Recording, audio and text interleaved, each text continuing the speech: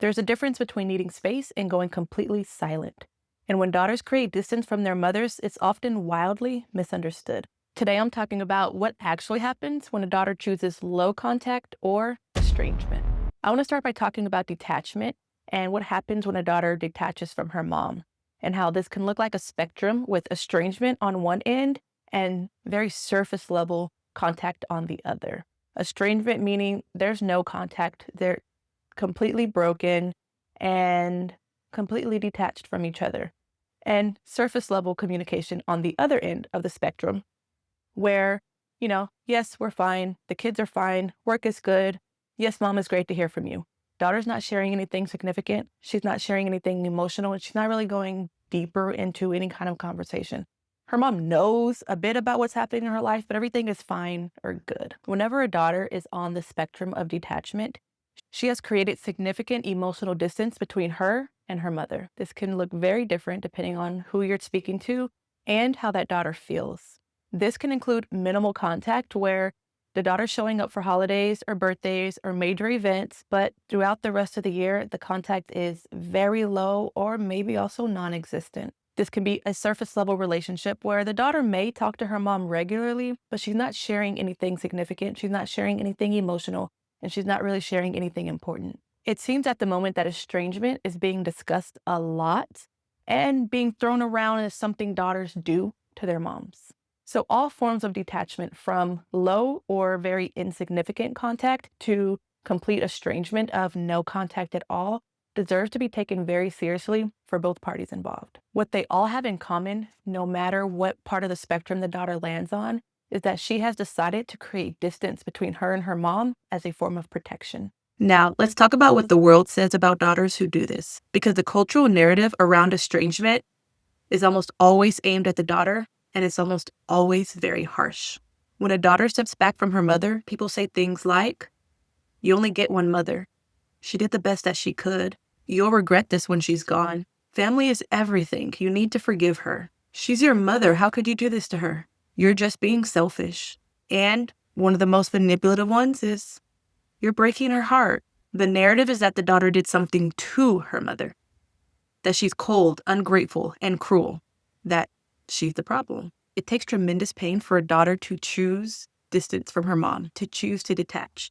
It's not a decision that's made lightly, and it's never the first decision that a daughter has to make. It's also not usually done out of spite or cruelty. Most daughters who have stepped back from their mother or created some kind of distance or detachment has usually tried everything else first. They've tried talking, they've tried boundaries, they've tried managing their own emotions, they've tried being smaller, they've tried being different. And when none of that worked, when staying close continued to cost them their peace, their sense of self, their mental health, their safety, distance became the only option that was left.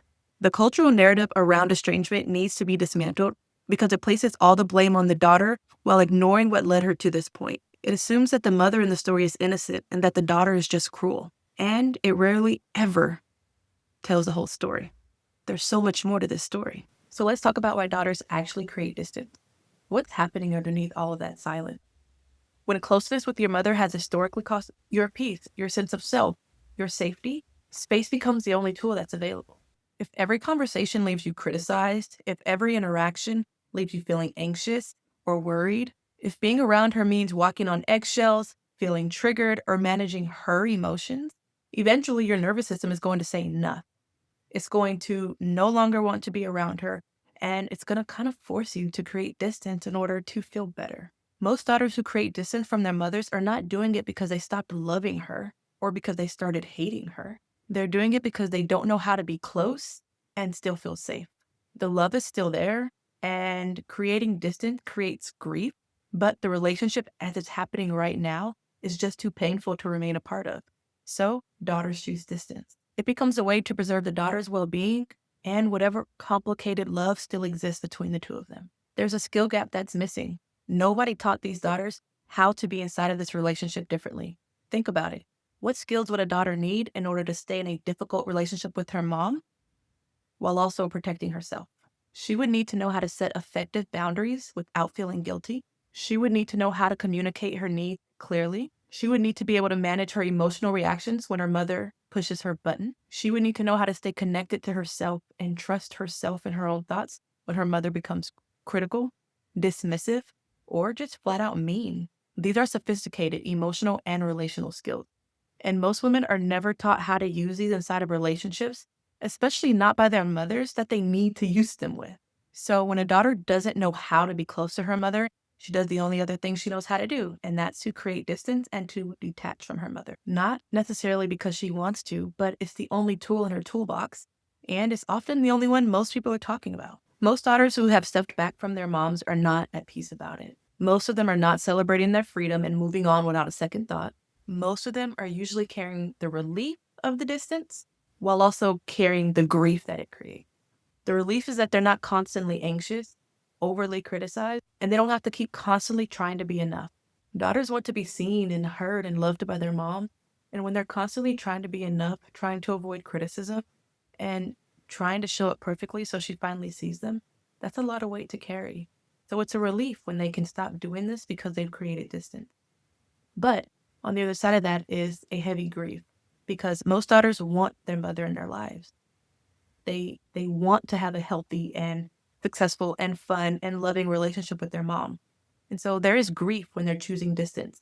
But for a lot of them, that is the only option they've been presented because nothing else has worked. Along with grief, a lot of daughters are also feeling guilt about making the decision to become estranged or to create any kind of distance. Even low contact brings a lot of guilt. Every holiday, every Mother's Day, every time a friend talks about how great her mom is, that guilt comes up again.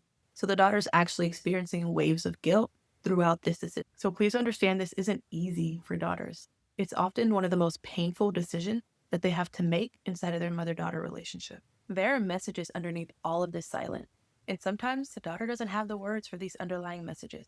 The most common unspoken message underneath the distance is, I don't know how to be okay and be with you. This message is saying, when I'm around you, I don't know how to be myself. It's not that I don't love you, it's that I lose me. Another message that's underneath distance is, I need you to be different, and I don't really know how to ask for that. This shows up in daughters who've tried to communicate their needs, who have tried to voice their feelings and their emotions and what they want from their mom, and they're met with dismissiveness, they're met with defensiveness, and they're met with a mom who just won't listen. So let me give you an example. I worked with a client, let's call her Sarah. She decided to go low contact with her mother after years of trying to get her mom to stop commenting on her body. Every time Sarah brought it up, her mom would say something like, well, I'm just trying to help. Or something even worse, you're just being too sensitive. Eventually, Sarah stopped asking her mom to stop because clearly that wasn't working. And then eventually, she just stopped visiting. Her mom ended up being devastated and confused of why she no longer really had any access or communication with her daughter. But from Sarah's perspective, she had been asking her mom over and over and over again to stop. And it never stopped. And she was met with defensiveness and being dismissed about her feelings about what she was trying to voice and asking her mom to stop doing that. And another underlying message underneath detachment and distance is, I'm not punishing you, I'm surviving. And so I really want moms to hear this one. Your daughter's distance is not revenge, and it's not about making you suffer. It's not manipulation. It's not tactic to try to force you to change.